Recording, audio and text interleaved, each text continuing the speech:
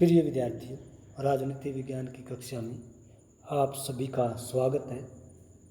आज के हमारे डिस्कस का विषय है अंतर्राष्ट्रीय संबंध के अध्ययन के विभिन्न दृष्टिकोण। अंतर्राष्ट्रीय संबंध का अध्ययन करने में हम किन किन दृष्टिकोणों का प्रयोग कर सकते हैं, उसमें आदर्शवादी दृष्टिकोण, व्यवस्थावादी दृष्टिकोण, यथार्थवादी दृष्टिकोण, मार्क्सवादी लेनिनवादी दृष्टिकोण, ये चार दृष्टिकोण अंतर्राष्ट्रीय संबंधों के अध्ययन में काफ़ी उपयोगी हैं। आज इन चारों दृष्टिकोणों पर आधारित लघुतरात्मक प्रश्न एवं बहुविकल्पीय प्रश्नों का हम अध्ययन करेंगे। तो आइए आज के लेक्चर में शॉर्ट आंसर और मल्टीपल चॉइस क्वेश्चन का डिस्कस करते हैं। अंतर्राष्ट्रीय संबंधों के अध्ययन का आदर्शवादी उपागम। आदर्शवादी उपागम पर टिप्पणी कीजिए। आदर्शवादी उपागम से आपका क्या अभिप्राय है?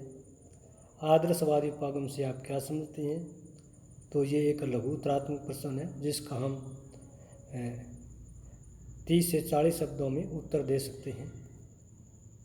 आदर्शवादी उपागम अंतर्राष्ट्रीय संबंधों के दार्शनिक अध्ययन पर बल देता है।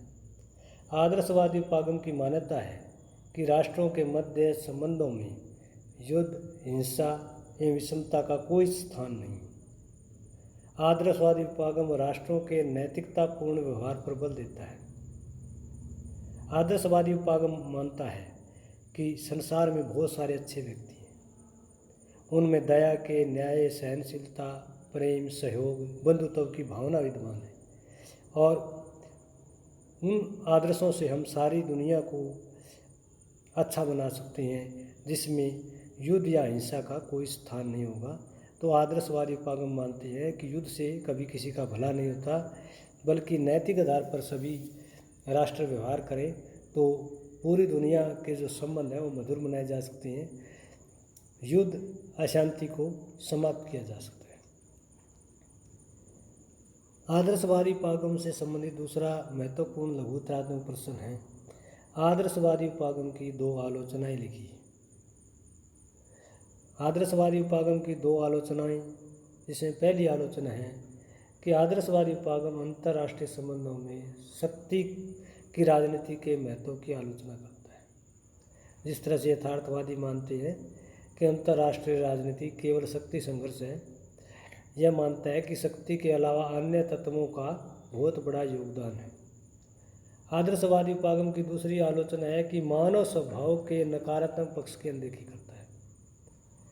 यथार्थवादी मानते हैं कि मनुष्य स्वभाव में सकारात्मकता के साथ नकारात्मक गुण भी विद्यमान है।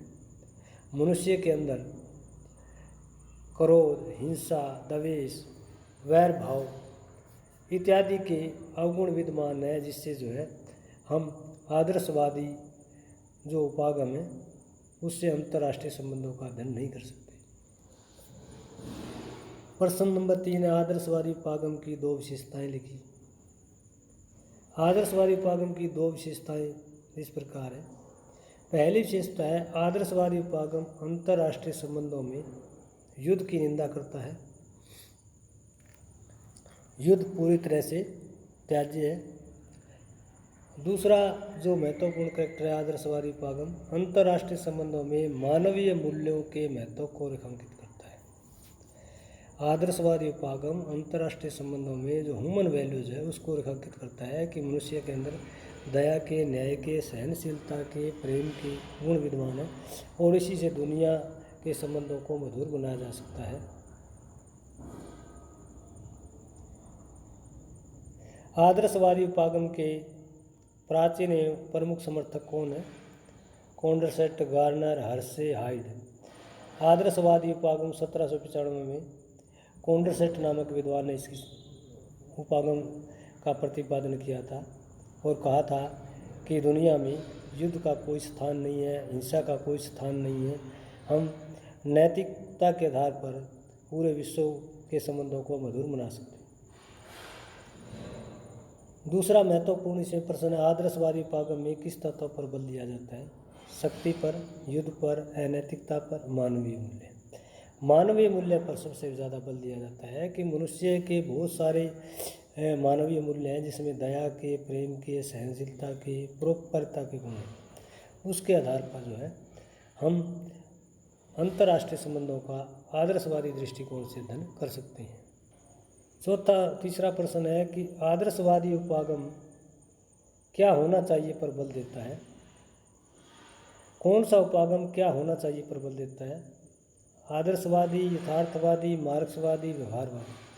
आदर्शवादी उपागम कहता है कि दुनिया में चारों ओर शांति होनी चाहिए, दुनिया में चारों ओर अहिंसा होनी चाहिए, दुनिया में चारों ओर प्रेम और मधुरता के संबंध राष्ट्रों के बीच होने चाहिए। प्रश्न नंबर 4 है, किस उपागम में मानव स्वभाव की अच्छाई का अध्ययन किया जाता है? यथार्थवादी, उदारवादी, व्यवस्थावादी, आदर्शवादी। आदर्शवादी उपागम में मानव व्यवहार की अच्छाई का अध्ययन किया जाता है, सकारात्मक पक्ष का अध्ययन किया जाता है कि मनुष्य स्वभावतः एक अच्छा प्राणी है, जिसमें दया के, न्याय के, सहनशीलता के गुण विद्यमान हैं। आगे प्रश्न ऐसे टाइप है, अंतर्राष्ट्रीय संबंधों के आदर्शवादी उपागम की विस्तृत व्याख्या कीजिए। आदर्शवादी उपागम क्या है? आदर्शवादी उपागम की किस तरह से हम विस्तृत व्याख्या कर सकते हैं? दूसरा प्रश्न, आदर्शवादी उपागम से क्या अभिप्राय है? आदर्शवादी उपागम की विशेषताओं का वर्णन कीजिए। तीसरा प्रश्न, अंतर्राष्ट्रीय संबंधों के आदर्शवादी उपागम की आलोचनात्मक व्याख्या कीजिए। प्रश्न नंबर 4, आदर्शवादी उपागम पर एक निबंध लिखिए। तो इन चारों प्रश्नों का उत्तर जो है आप मेरे पिछले वीडियो लेक्चर में देख सकते हो, जो आदर्शवादी उपागम के ऊपर दिया गया है। आदर्शवादी उपागम का आलोचनात्मक अध्ययन, इन चारों प्रश्नों का जो ऐसे टाइप आंसर है वो उस वीडियो लेक्चर में मिल जाएगा। दूसरा महत्वपूर्ण उपागम है यथार्थवादी उपागम। इससे संबंधित शॉर्ट आंसर प्रश्न। पहला प्रश्न है, यथार्थवादी उपागम क्या है? यथार्थवादी उपागम में राष्ट्रों के बीच शक्ति संघर्ष पर बल दिया जाता है। यथार्थवादी उपागम में राजनीतिक समस्याओं का अध्ययन विवेक एवं तर्क के आधार पर किया जाता है। यथार्थवादी उपागम में मूल्य मुक्त एवं नैतिकता विहीन कारकों पर बल दिया जाता है। तो यथार्थवादी उपागम क्या है कि वास्तव में व्हाट इज पर बल दिया जाता है, क्या है, राष्ट्रों के बीच संबंध किस प्रकार के हैं। आदर्शवाद पर इस पर अध्ययन नहीं दिया जाता। प्रश्न नंबर 2 है, मार्गेंथोवाद पर टिप्पणी कीजिए। दरअसल मार्गेंथोवाद क्या है कि यथार्थवाद का ही पर्यायवाची है। हंस मार्गेंथो ने अपनी पुस्तक पॉलिटिक्स अमंग नेशन में ये स्टेटमेंट दिया है कि अंतर्राष्ट्रीय राजनीति केवल राष्ट्रों के मध्य शक्ति संघर्ष है। इसी को मार्गेंथोवाद कहा गया है।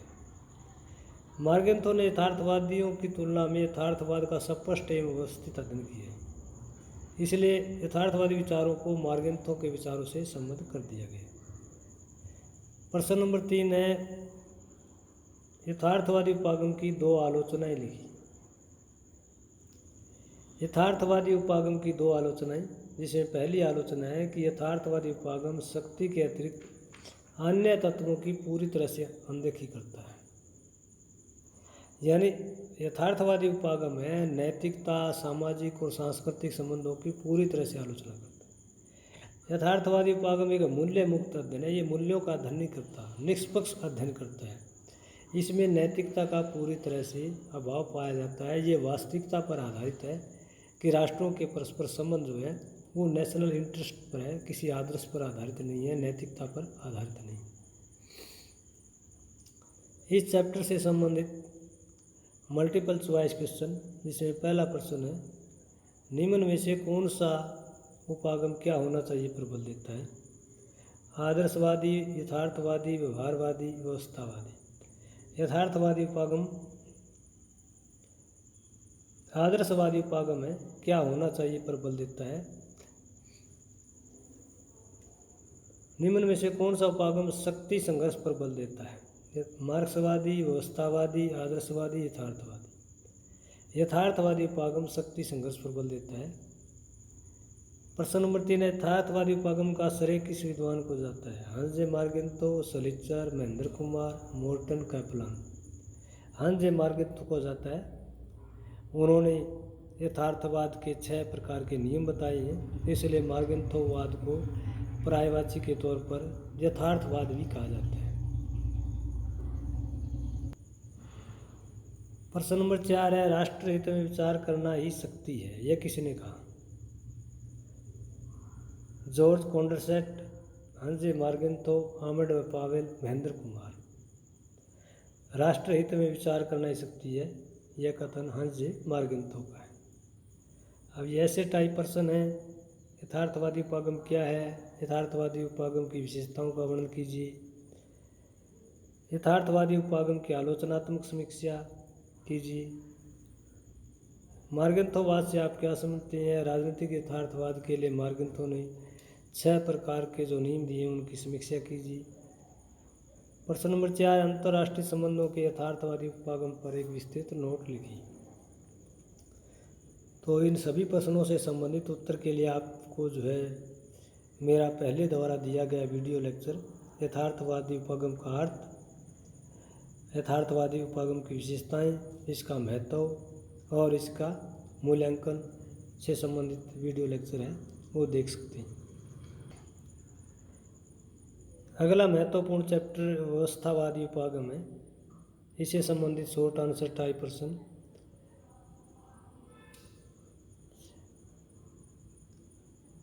व्यवस्था उपागम क्या है? व्यवस्था उपागम अंतर्राष्ट्रीय संबंधों में एक ऐसी व्यवस्था या संरचना विद्यमान है जिसके विभिन्न अंग क्रियाओं और प्रतिक्रियाओं द्वारा परस्पर संबंध स्थापित करते हैं। मोर्टन कैपलान ने व्यवस्था उपागम के 6 प्रकार के प्रतिमान बताए हैं स्टेप वाइज। तो व्यवस्था जो है एक प्रकार से अंतः क्रियाओं का समुच्चय है। जिस तरह से एक देश की राजनीतिक व्यवस्था होती है उसी तरह से अंतर्राष्ट्रीय राजनीतिक व्यवस्था भी होती है, और अंतर्राष्ट्रीय राजनीतिक व्यवस्था के विभिन्न स्टेप है, जिसे राष्ट्र जो है स्टेप बाय स्टेप जो है उस प्रोसेस से गुजरते हैं, जिसमें शक्ति संतुलन का सिद्धांत है, शिथिल द्विध्रुवीय व्यवस्था, कठोर द्विध्रुवीय व्यवस्था, यूनिट वीटो सिस्टम, सार्वभौमिक अंतर्राष्ट्रीय व्यवस्था। तो इन स्टेप्स है जो इंटरनेशनल पॉलिटिकल सिस्टम में आते हैं, ऐसा मोर्टन कैपलान का मानना है। प्रश्न 2, व्यवस्था उपागम की 2 आलोचनाएं लिखी। पहली आलोचना है व्यवस्था उपागम मोर्टन कैपलान का ऐच्छिक वर्गीकरण है, जिसमें प्रतिमानों की संख्या कम या ज़्यादा हो सकती है। यानी 6 प्रतिमान बताए हैं, उसमें 5 भी हो सकते हैं, 7 भी हो सकते हैं। ये उनका एक व्यक्तिगत वर्गीकरण है। दूसरी आलोचना यह है कि व्यवस्था उपागम में गैर राजनीतिक तत्वों की उपेक्षा की गई, यानी व्यवस्था उपागम में केवल राजनीतिक कारकों के ऊपर प्रकाश डाला गया है, सामाजिक, आर्थिक, नैतिक, सांस्कृतिक पक्ष की जो है पूरी तरह से उपेक्षा की गई है। बहुविकल्पीय प्रश्न है आगे इसमें।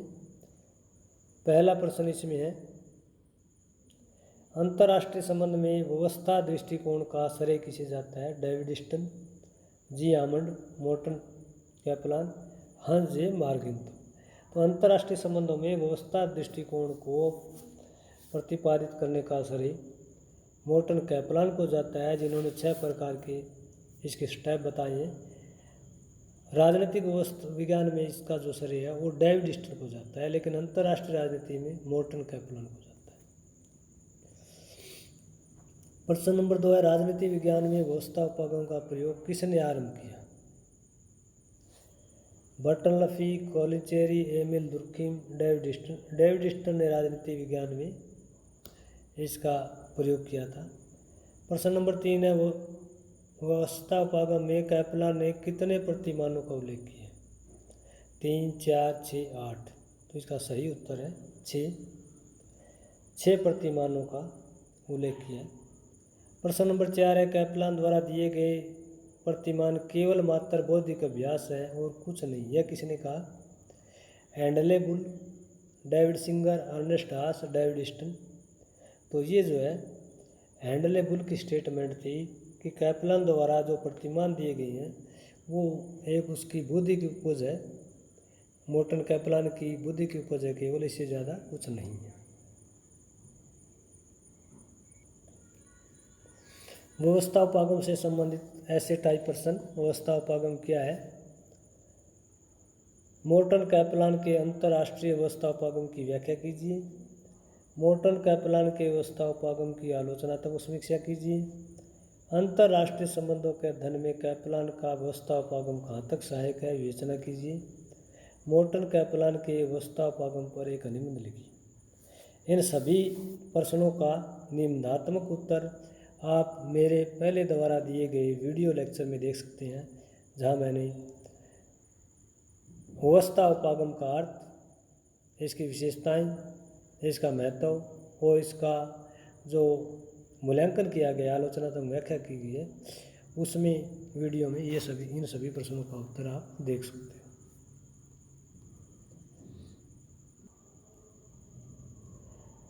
अंतर्राष्ट्रीय संबंधों के अध्ययन में चौथा महत्वपूर्ण दृष्टिकोण मार्क्सवादी लेनिनवादी दृष्टिकोण।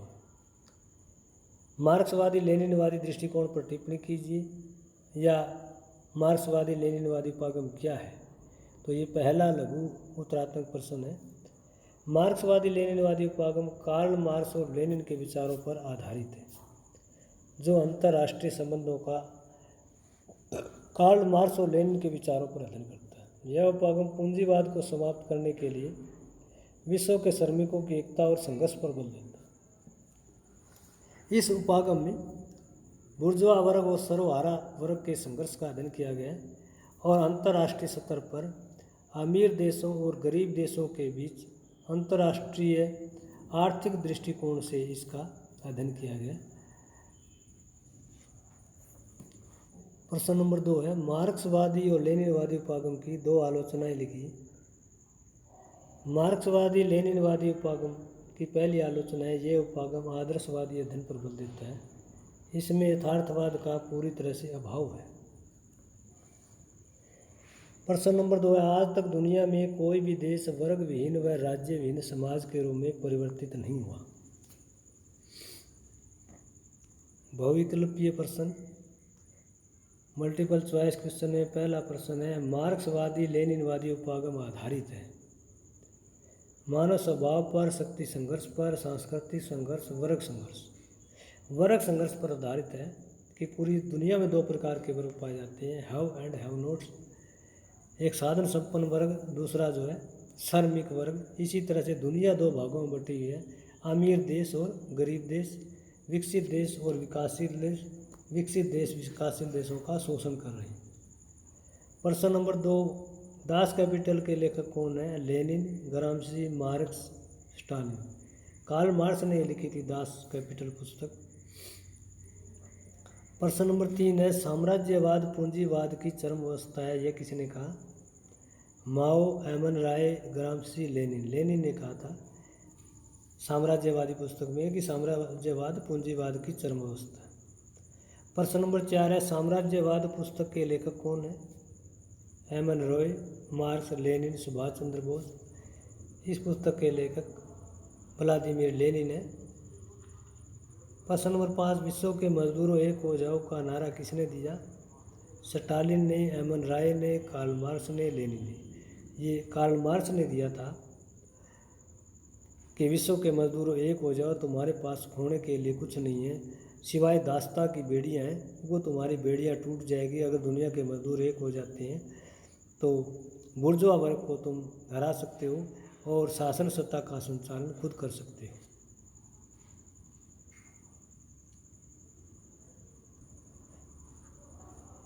मार्क्सवादी लेनिनवादी उपागम से संबंधित ऐसे टाइप प्रश्न। मार्क्सवादी लेनिनवादी उपागम क्या है? इस उपागम की विशेषताओं का वर्णन कीजिए। मार्क्सवादी लेनिनवादी उपागम अंतर्राष्ट्रीय संबंधों का अध्ययन करने में किस तरह से महत्वपूर्ण है, विस्तृत व्याख्या कीजिए।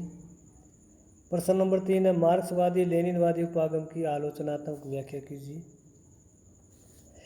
इन सभी प्रश्नों का उत्तर आप मेरे YouTube पर जो लेक्चर अपलोड किए गए हैं, मार्क्सवादी लेनिनवादी उपागम का अर्थ, इसका महत्व, इसकी विशेषताएं, इसकी आलोचनात्मक व्याख्या में इन सभी ऐसे टाइप प्रश्नों का उत्तर देख सकते हो। तो ऐसे टाइप प्रश्नों का उत्तर देखने के लिए वो वाला जो है वीडियो लेक्चर अवश्य देखें। तो आज के इस वीडियो लेक्चर में हमने डिस्कस किया कि अंतर्राष्ट्रीय संबंधों के अध्ययन के दृष्टिकोण कौन कौन से हैं? आदर्शवादी, व्यवस्थावादी, यथार्थवादी, मार्क्सवादी, लेनिनवादी। और इन उपागमों से संबंधित स्नातक सत्र के या कॉम्पिटिटिव एग्जाम सत्र की महत्वपूर्ण शॉर्ट आंसर टाइप क्वेश्चन और मल्टीपल चॉइस क्वेश्चन जो है कौन कौन से हो सकते हैं, अति महत्वपूर्ण प्रश्न जो प्रतियोगी परीक्षा व स्नातक परीक्षाओं के लिए काफ़ी लाभदायक है, आज उनका हमने डिस्कस किया। इससे संबंधित ये आज का वीडियो लेक्चर आपको कैसा लगा कमेंट करके ज़रूर बताइएगा। अगर ये लेक्चर पसंद आता है तो इसे लाइक कीजिए, अपने मित्रों के साथ शेयर कीजिए और मेरे इस यूट्यूब चैनल को सब्सक्राइब करना न भूलिए, ताकि आने वाली हर नई इंटरेस्टिंग वीडियो आप तक आसानी से पहुंच सके। धन्यवाद।